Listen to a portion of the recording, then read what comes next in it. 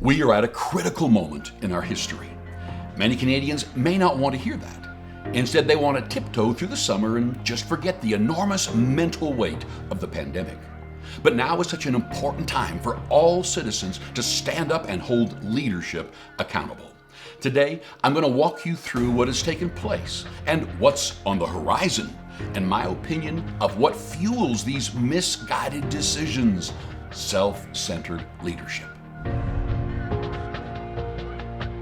The failure of NPIs, leadership and the future. The non-pharmaceutical interventions, or NPIs, that we have come to know as lockdowns have really failed to prepare us for the future and to guard our society against future crises. Not just health-related ones, NPIs including school closures and vaccine mandates, among dozens of other measures, have most profoundly impacted the working middle class, fundamentally handcuffed them from doing business, furthering their education, or gathering for weddings and funerals.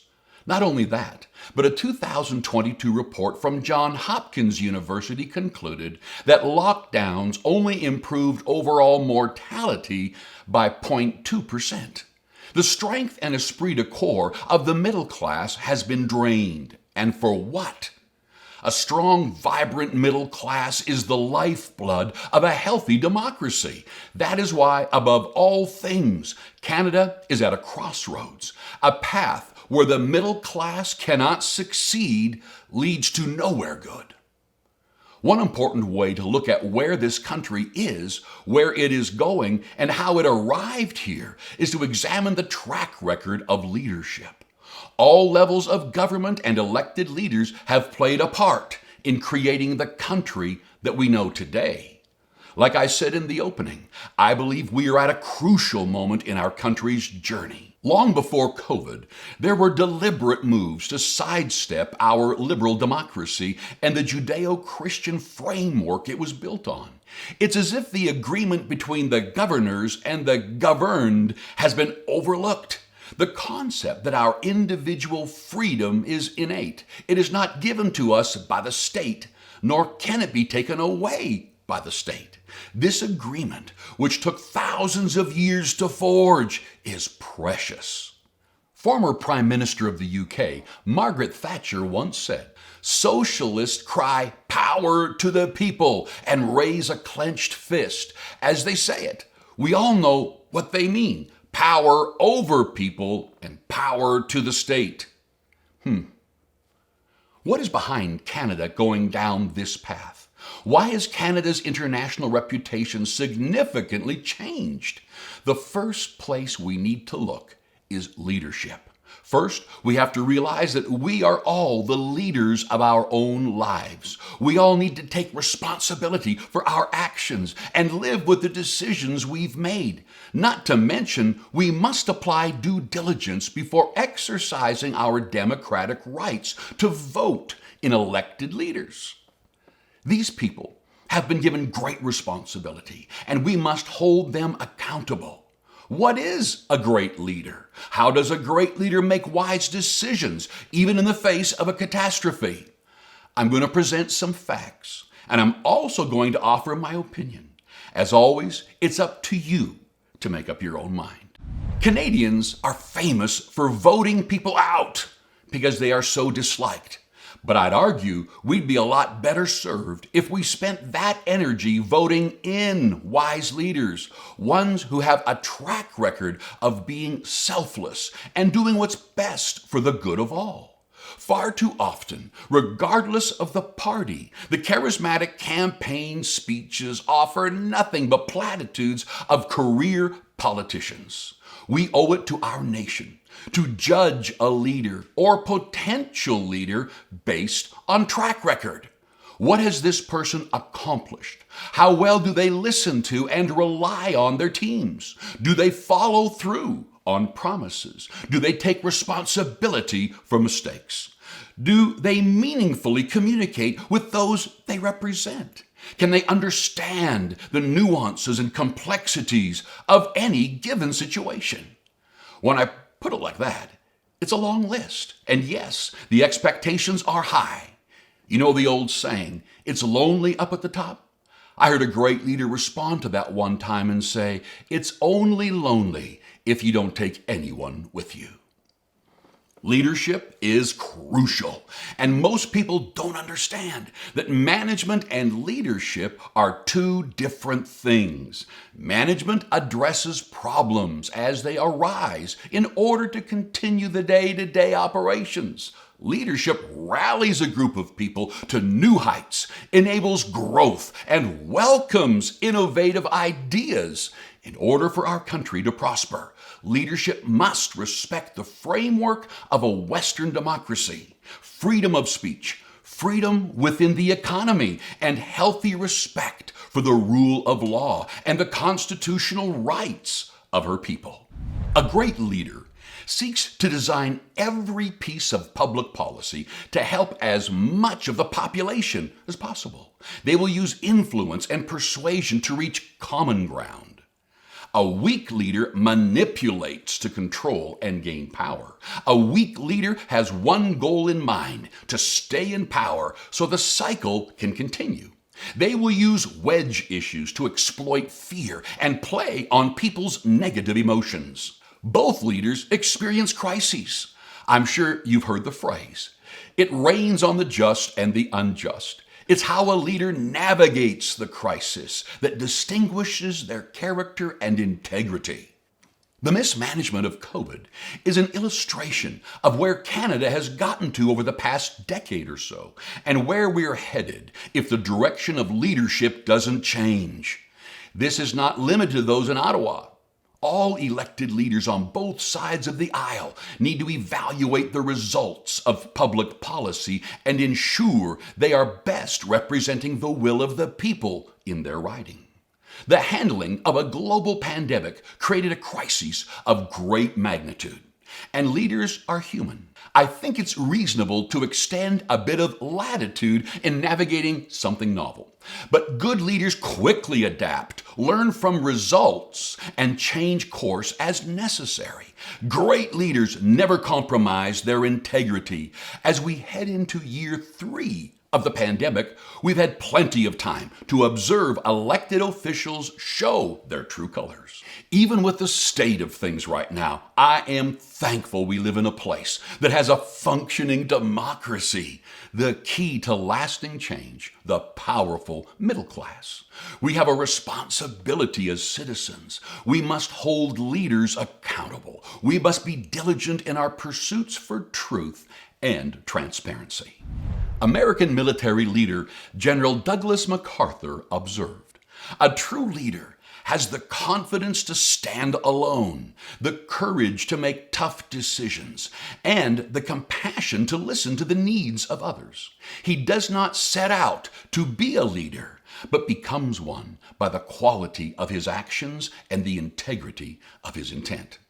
I won't have enough time to go into detail on all the examples I'll present today, but this is a wonderful opportunity for you to do some digging on your own and to research these important topics. So instead of binge watching something on Netflix all summer, maybe spend a few of those hours reading.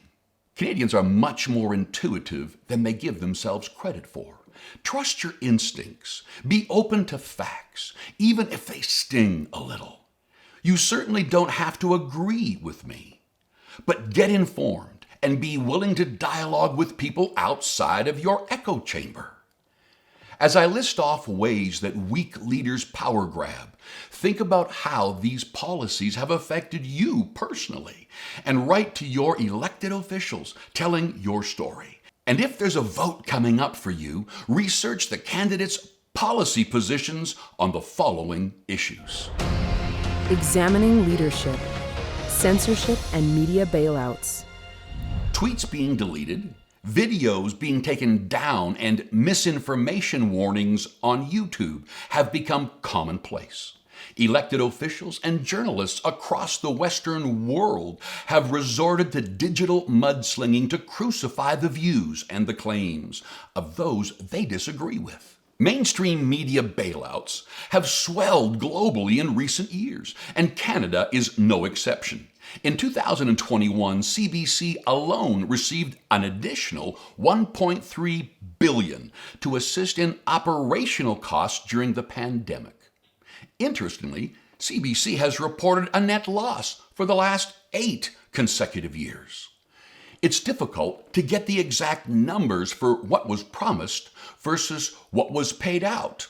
In the spring of 2022, Cabinet invoked confidentiality and refused to detail actual cash payments. The newspaper executives who helped Cabinet design the terms of the bailout promised in the 2019 federal budget agreed to conceal payments.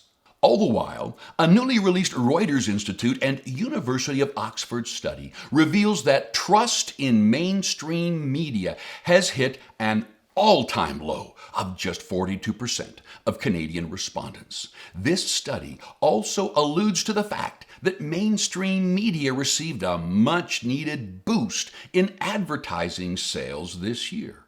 Some of their top clients? Government agencies buying ad time for COVID-19 related messages. Digital passports and COVID tracing apps. Ironically, the convenience of having COVID data on your friends and co-workers hasn't been all that well accepted by Canadians. The federal government spent $20 million on developing and marketing a COVID contact tracing app. Less than 22% of Canadians even bother to download it. And of the 3.9 million people who have tested positive for COVID, less than 2% reported it to the app. Evidently, the feds overestimated how much Canadians wanted to be tracked and how much they wanted to track one another. Broadening powers of border agents, freezing bank accounts. Bill S-7, which has yet to pass through Senate, would permit Canada Border Services Agency officers with any reasonable general concern to search cell phones, tablets, and laptops. Travelers would be compelled to surrender passwords under threat of having their devices confiscated.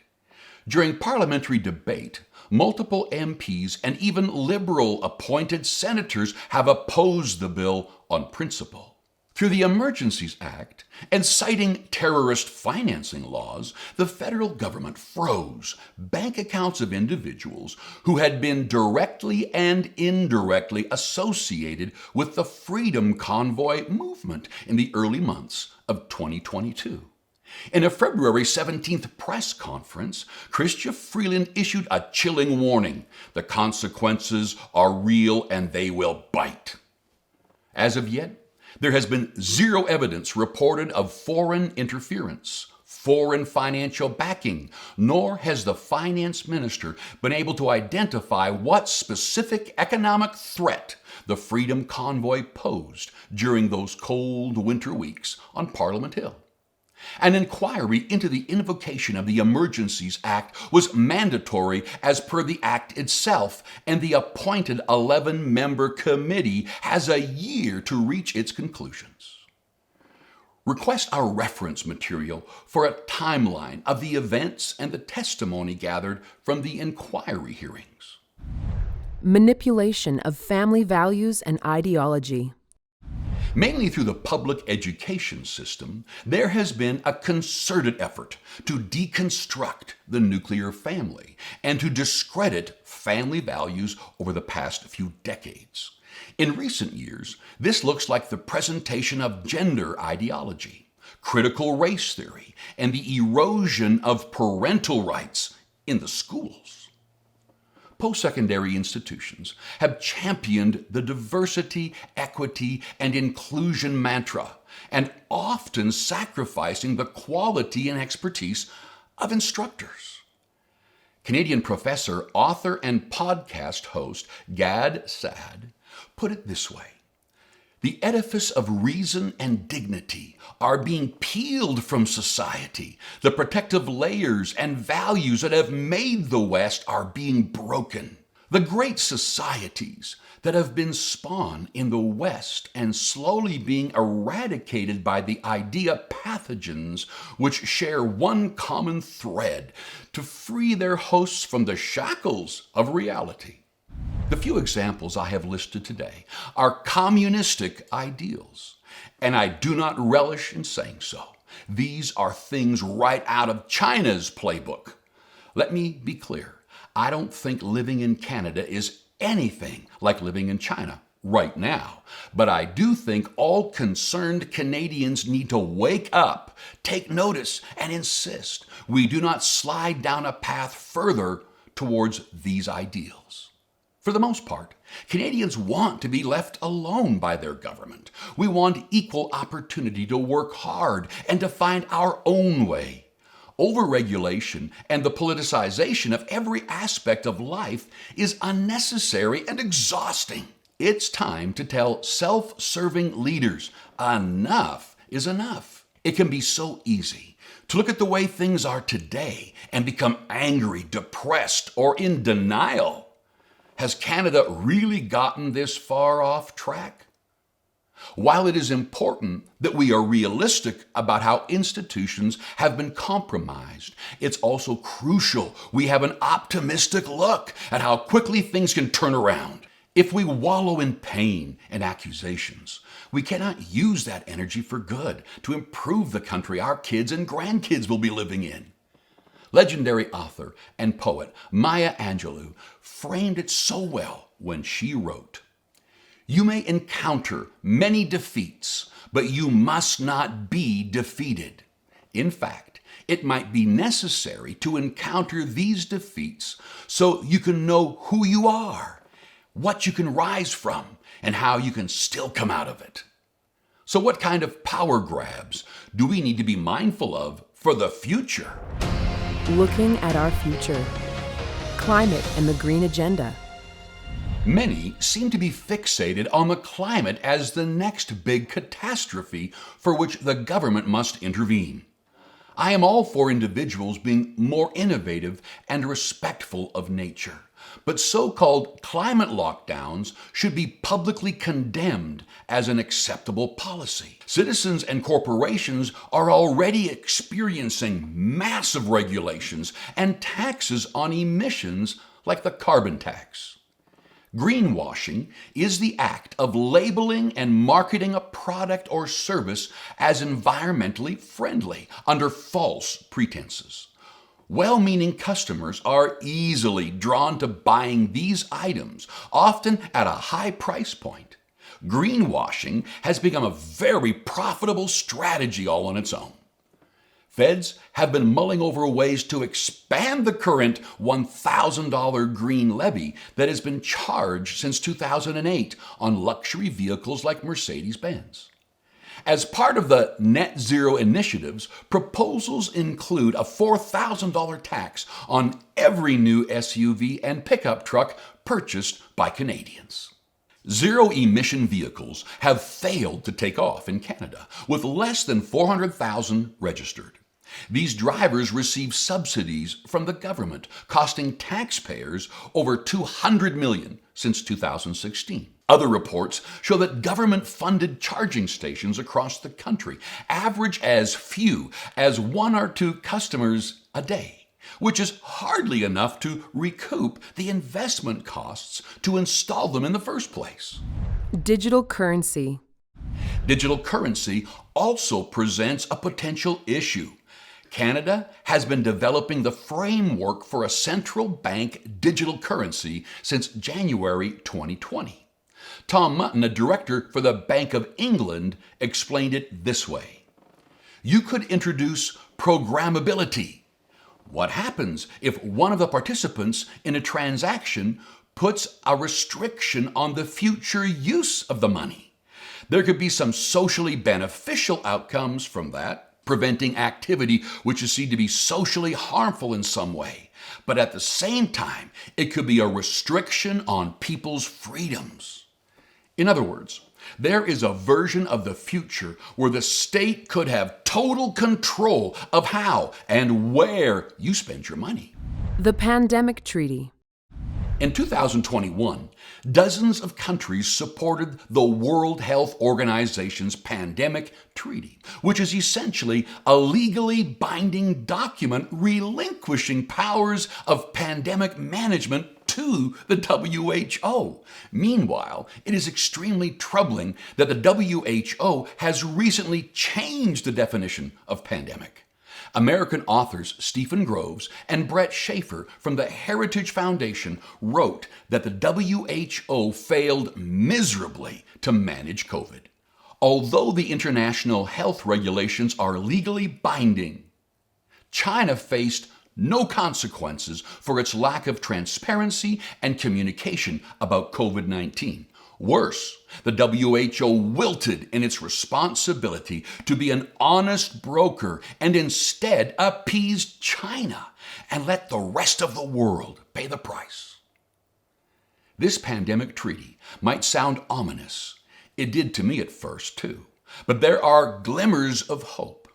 Dr. Tess Lowry, co-founder and steering committee member of the World Council for Health, made a formal statement to the WHO in April.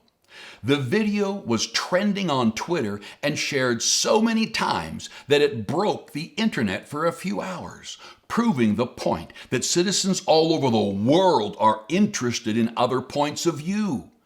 Dr. Lowry's formal recommendation is that the treaty was not necessary and did not serve humanity well.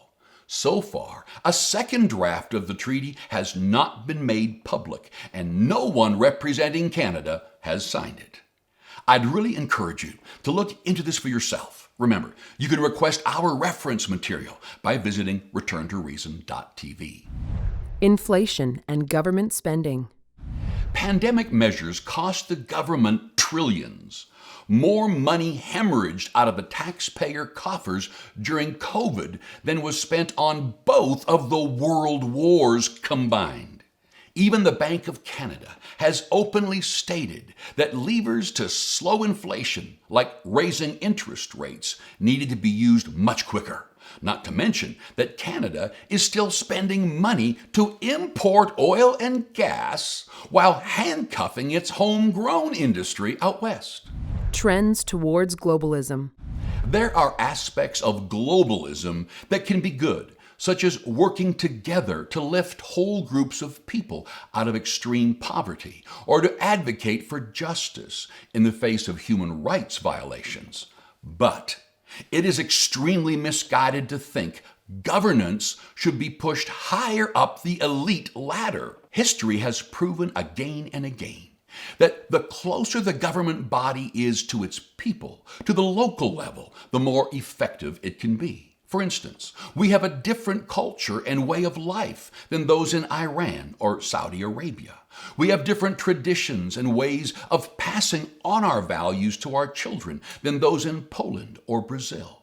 It's ridiculous to think that all of humanity could agree upon and live peacefully under one set of governing rules. A lot of globalism schemes come from a group called the World Economic Forum. Even skeptics agree it may have started out with great intentions upon its inception in the 1970s, but is now run amok with power-seeking elites testing out social credit systems on unsuspecting populations. Globalist elites seem to have conveniently forgotten that they themselves have no concept of the day-to-day reality of the people of the world. They are so unaware that to them, the ends justify the means. That's any means necessary to get more power and to stay in power. A weak leader works for his next career posting or his legacy. A great leader works and fights for the interests of his people. Democratic U.S. President Harry Truman said, "Men make history and not the other way around. In periods where there is no leadership, society stands still. Progress occurs when courageous, skillful leaders seize the opportunity to change things for the better." Everywhere I go, I have the opportunity to speak with people about what they observe about Canada and the world around them. I've noticed people tend to fall into two ditches. There's the rose-colored glasses crowd. Oh, it's not that bad. Canada is amazing, and anyone saying differently is a conspiracy theorist. Or the crowd that has already given up, saying, Canada and the whole world has gone to hell, and I'm just waiting for the whole thing to blow up. Both of those outlooks are misguided. For every mile of truth, there are 2 miles of ditch. I'd like to propose that there's a reasonable, rational approach to many of the problems facing the world today, and that is wise leadership. But here's the challenge. It starts with you. We must be wise leaders in our own lives, and we must demand that from the leaders in our country. We must have our antenna up and be willing to talk with one another about taboo, sensitive topics. Every layer of society has complex issues that are difficult to solve, but I am optimistic somewhere someone has an innovative solution. It is our duty to the next generation to right the wrongs, to get this country back to a place of respect, kindness, and freedom, and to stand on guard for those freedoms always. In all of this, let's carry ourselves with dignity, truth, and peace. I'm confident we can accomplish this through lawful civic engagement. The handling of COVID-19 only revealed the weaknesses that were already there, namely our democracy, our economy, and our values. And so far, all the evidence suggests non-pharmaceutical interventions were a failure on many fronts. They did not accomplish what they claimed to, and the harms have been devastating. One leadership saying reads, "A good leader is a person who takes a little more than his share of the blame and a little less than his share of the credit." Wouldn't that be refreshing? The rule of law and our Constitution should be upheld, not undermined. We expect this from one another, and most of all, we should expect it from those in leadership. Let's all return to reason. You will never find anywhere, when you look throughout history, any class of people, particularly the working class, where political freedom and economic freedom are not inextricably tied together. In other words, you can have a situation where people have political freedom, but where they don't also have economic freedom, the political freedom is irrelevant.